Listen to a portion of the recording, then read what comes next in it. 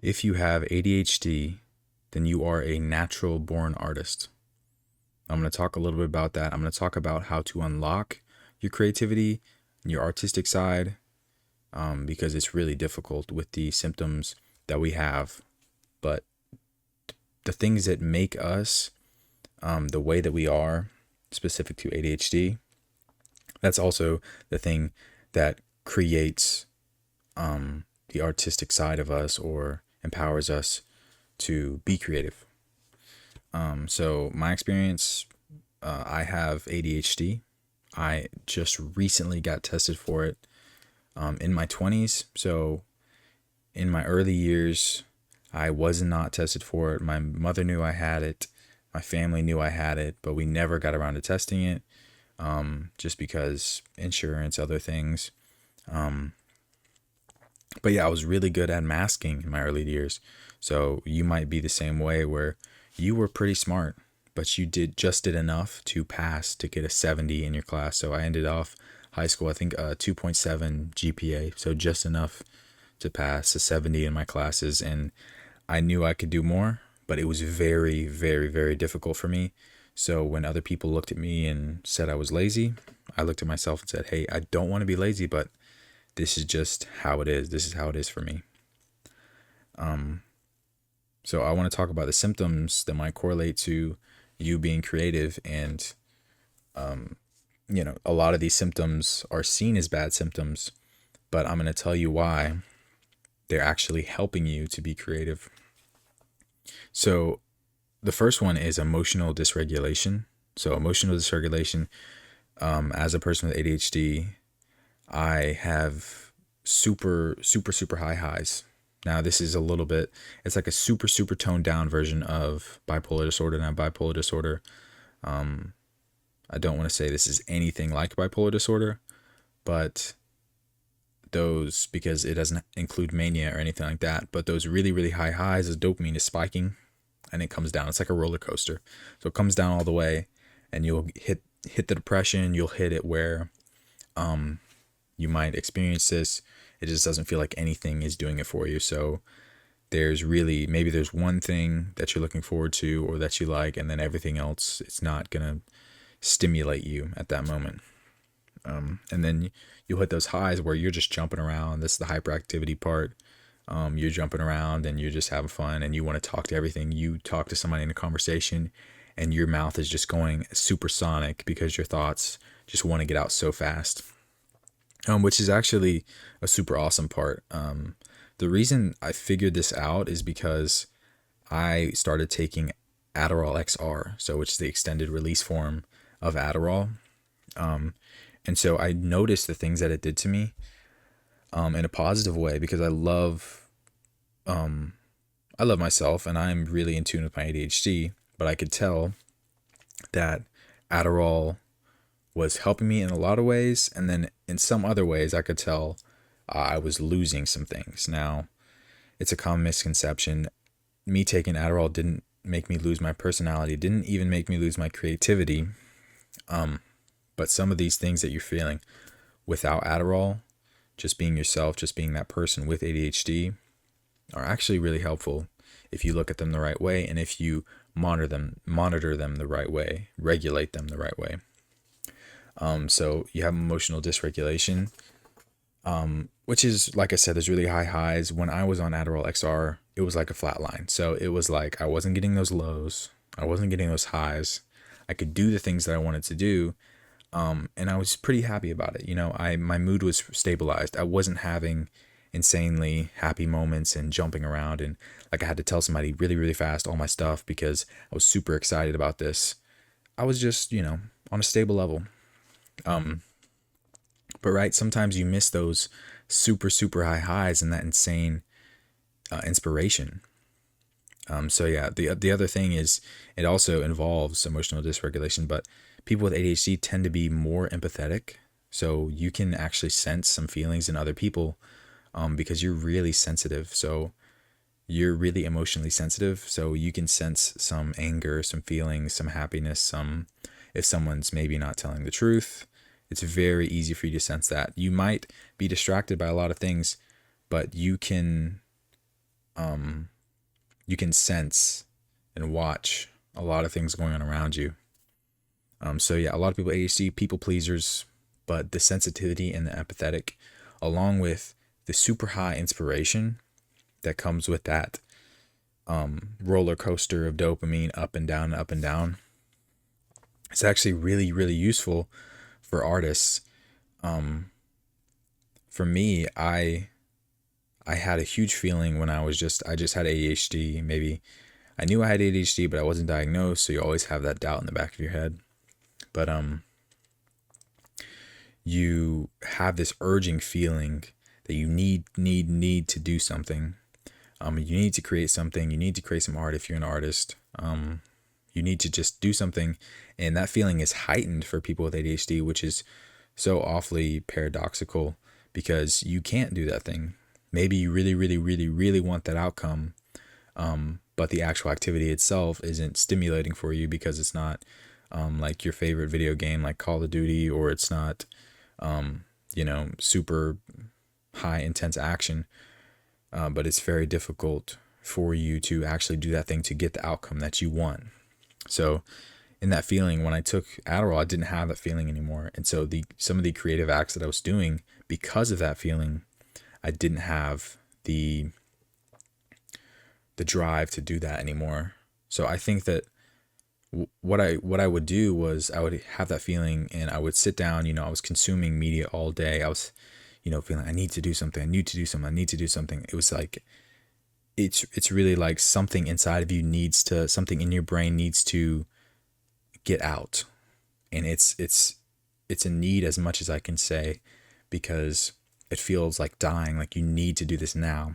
So I'd get out a sheet of paper and I'd start writing. I wouldn't think about it because if I thought about it, it would be a disaster. So I just stream of consciousness onto the page. So out until the page was full, until it's a new page, until whatever I was writing was done. So it was kind of like poetry. It wasn't no punctuation, no good spelling. I didn't, read any poetry until a while after, but just kind of like writing this on the page, it didn't mean anything. So I read those back and they told me a lot about myself that I didn't realize that I was saying on the page. So that is surrealism, which I realized afterwards. So Sigmund Freud, back in the day in the 1920s, was the person that a lot of artists took inspiration from, created surrealism. So unlocking your unconscious mind through art, also dreams, you can unlock it through dreams, which is really awesome. So when I took Adderall, I didn't have the need, that dying feeling, which was good because that need it's a terrible feeling to have. But I didn't do that writing. And when I tried to do that writing and that need wasn't there, or that urgency wasn't there, I didn't like the outcome. And I would also overthink some of the words I was writing. It didn't have that same stream of consciousness that I was used to or that I liked to have in my kind of writing. Even though I knew my writing wasn't perfect, I just enjoyed that process and I enjoyed the outcome more because that urgency wasn't always fun. It felt like, dying at some points before you let that out of your head onto the page, and then you felt that catharsis. I honestly think that a lot of artists in history have had ADHD. Like, think of Vincent van Gogh.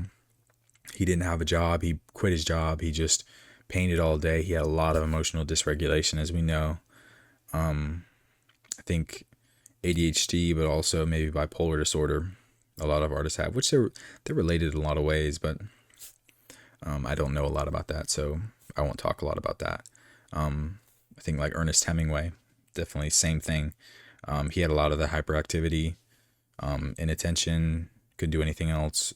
Emily Dickinson, she sat in her room all day.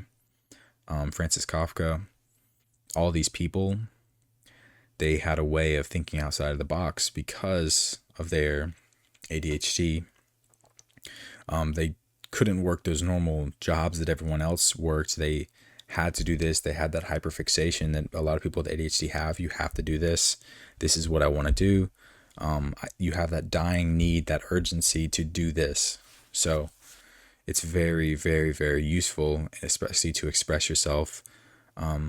People with ADHD, they have like a huge benefit to problem solving just because you are always in that high pressure situation. So you might have, before a test, you didn't study until the night before, and then you got an 80 on the test.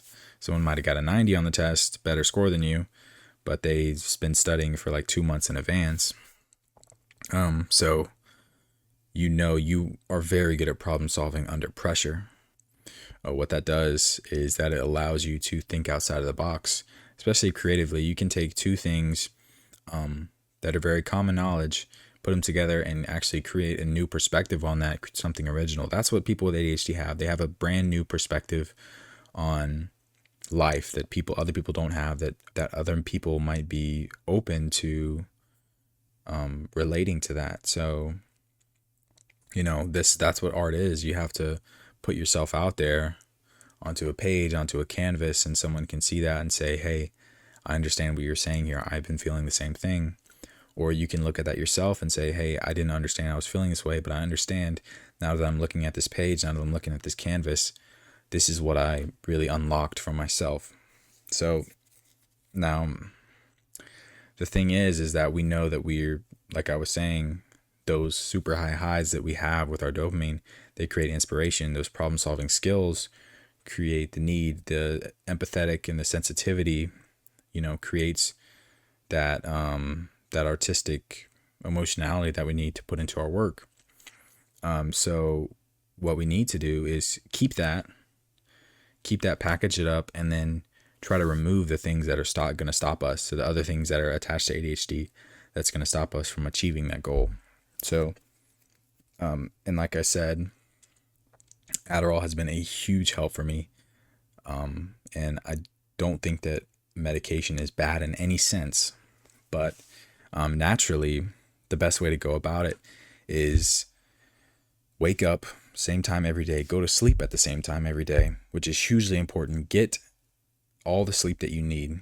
So do not wake up before you need sleep. So if you think you need 8 hours a day, which I think most people need, there's a very small percentage that can do less, but 8 hours a day. A lot of times you might need more, but go to sleep at the same time. Don't have any light on. Turn your phone, all the brightness all the way down. Everything you have, like right now, my computer's on. I turn the brightness all the way down, and I turn the warm light on so no blue light is hitting me. Now, the best way to go about it is to not have any light at all, but whatever. So go to sleep at the same time, wake up at the same time, get the same hours of sleep. That's going to set your circadian rhythm. So that's super important because sleep is really hard for people with ADHD. If something gets thrown off, then you're going to get thrown off. So if you stay up even past the time you're supposed to go to sleep, for me, then you're not going to sleep at all. You're staying up for the whole entire night, which is weird. Obviously, you'd think you'd be more tired, but no, that's just not the case. You're going to stay up the whole night, and it's going to be difficult. The other thing is caffeine. So I use caffeine as a crutch for a long time, but do not drink caffeine past 4 p.m. In order to help you sleep. Try not to drink more than 1 cup of coffee, no more than I think 300 to 400 milligrams. So that's even pushing at 400 milligrams. So you don't need any more than that. So 1 energy drink, 1 cup of coffee, that's perfectly fine. That's helped me because I used to be super addicted to caffeine. You got to scale it down. You have to have some off days, even though it's really difficult when you don't get that dopamine push that caffeine gives you. So that's really important for your sleep. The other thing, shower in the morning. So I like to do a cold shower. And sometimes I haven't been doing it recently, so I'm not perfect, but cold shower really, really, really, really helps. It's your natural medication. So do a cold shower. It's going to help boost your dopamine, and that's going to sustain for like a long time. It's not going to just spike it and then go down immediately. It's going to sustain it so you don't have those big spikes and those big dips. But yeah, even just shower. Just do a hot shower in the morning. Like you'll find a lot of times in that depression or, that day when you're not going to work, you're not doing anything, you're staying at home. Just like ask yourself, hey, when did I last shower? And hey, that might be it. You have to take care of yourself physically, and oftentimes that'll, push you. It'll relate to your emotions and your mental health. So brush your teeth, shower, all that's good stuff. Let's see. a lot of not medication but supplements help. So L-tyrosine is a good one. Magnesium is a good one. And magnesium will make you sleep like a baby. Vitamin D, so you need the sun. So try to get some sun in the morning, right as you wake up. Get it in your eyes. That'll help set the circadian rhythm as well. But if you can't get a lot of sun, or maybe you don't go outside often, just take some vitamin D. It helps a lot. The biggest thing is just exercise. So you're feeling a lot of the hyperactivity, you're feeling a lot of the urgency. Just get out and do a lot of exercise. Now, people with ADHD burn a lot more calories than people without ADHD. Like, my metabolism is crazy all over the place. So just get out and do something fun. It doesn't have to be boring. It doesn't have to be just like lifting weights. Do something fun that just like gets you active. So I did jujitsu for a long time.